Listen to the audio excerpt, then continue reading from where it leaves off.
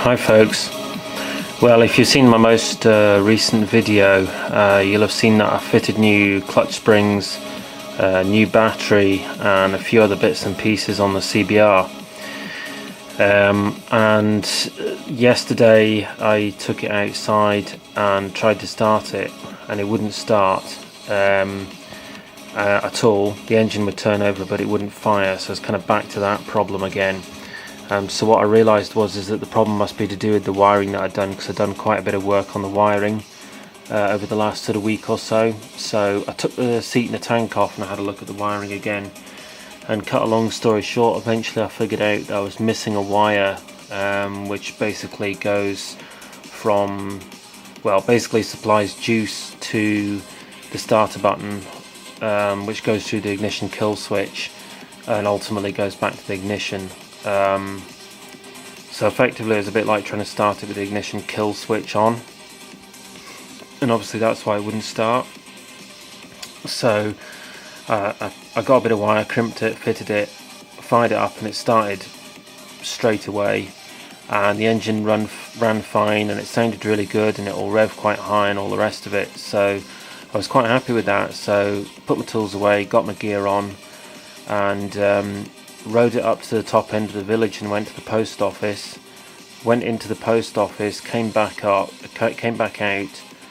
tried to start it, it wouldn't start, and I span the engine over like for, I don't know, 10 seconds or something, 20 seconds or whatever, and it just wouldn't start at all. It just wasn't firing.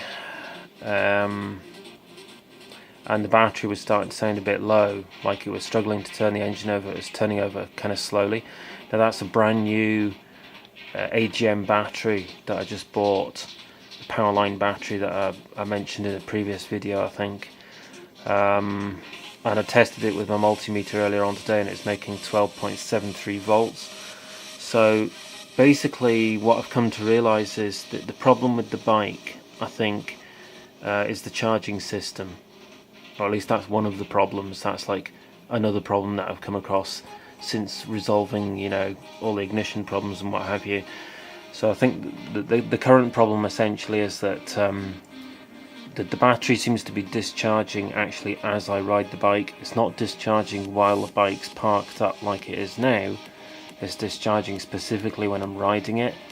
Now, if you think about it, there's always a drain on the battery when you're driving a vehicle, especially a petrol vehicle, maybe not so much a diesel vehicle. But a petrol vehicle, you've got the ignition running all the time, you've also got the headlights running and the tail light running and maybe some other bits and pieces, so there's always a drain on the battery while you're driving. But the alternator should be replenishing the battery, should be charging the battery constantly as you drive along. So the fact that it's not, the fact that the battery is going flat while I'm driving suggests to me that there's a problem with the charging system. So either the alternator is faulty or the voltage regulator is faulty. Now, from past experience with Hondas, I'm going to guess it's probably the regulator. So what I've done, the regulator that's in the bike at the moment is a Yamaha R1 regulator, which is supposed to be a really good regulator, and it's what a lot of people recommend you put in a Honda, because generally speaking the Yamaha regulators are better than the Honda ones. However, I've only had it, you know, from the internet. The Yamaha regulators work in a 5-blade, so I don't 100% know that it does work. Maybe it's actually not compatible for some reason. Maybe it doesn't supply the correct kind of, I don't know, voltage or amperage or something like that of electricity to the battery. So I decided what I should do is try just getting another Honda regulator for the CBR. So what I've done is this evening, after all these problems, after I'd pushed the bike back from the post office, I actually had to push it because it wouldn't start, and I wasn't going to call my breakdown recovery people out again just to take it a few hundred yards up the road. So I basically pushed it back from the post office, and then I've gone and bought a regulator on eBay. So this is a regulator rectifier for a whole load of different Hondas, CBR 400, 600 and all sorts. and CBR 900 RR was only £14.62 brand new. See condition, it won't focus, but you can take my word for it, it's brand new. £14.62, so really good value, free delivery in 3 days, which means it'll be here on Monday. So that's about under a week away. There's not much more I can really say about that. A regulator is a regulator, really. It says you will get one rectifier as pictured. Regulator, rectifier is the same thing basically. High quality aftermarket part, which is actually better, to be honest, because the Honda ones don't have the cooling fins on them. Compatibility, there we go. Honda, it won't highlight that for some reason. Don't know why it won't highlight that, but anyway. Oh, it's probably, text must be an image, but never mind. So, fits the CBR 900 RR 5-blade 92 to 99. Because it's one of the aftermarket ones, it does have cooling fins on. This is a key thing, because if you get one of the standard Honda ones, it doesn't have the cooling fins, and they don't last terribly well at all. So obviously it's 5 pins, so there's 3 pins for to connect to the alternator, and then a pin for the earth and a pin for the to connect into the starter relay. I don't know which way round those are, but I can find out. Just kind of find out from the web. So it's reasonably easy to install that. So as soon as that comes, I'll get that fitted, and hopefully that'll solve the problem. If it doesn't solve the problem, I might actually need to get a new regulator. Now, sorry, not regulator, starter. Now, unfortunately, these are a lot more expensive. For example, here's a second-hand one. This is actually for a 96 SC33 Fireblade, but I'm fairly sure they'll probably be compatible. And this is £22 with £4.50 delivery. But the worry is, if you get a second-hand one, how good is it?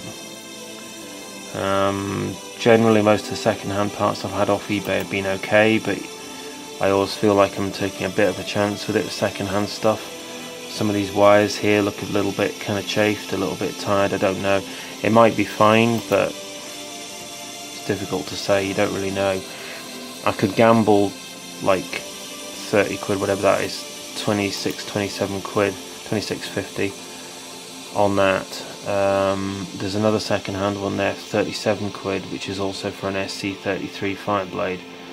Or I could go for a new one, but this one is 83.99, so 84 quid, which I could afford, I guess, but it's quite a lot of money to gamble when you don't know that that's what the problem is.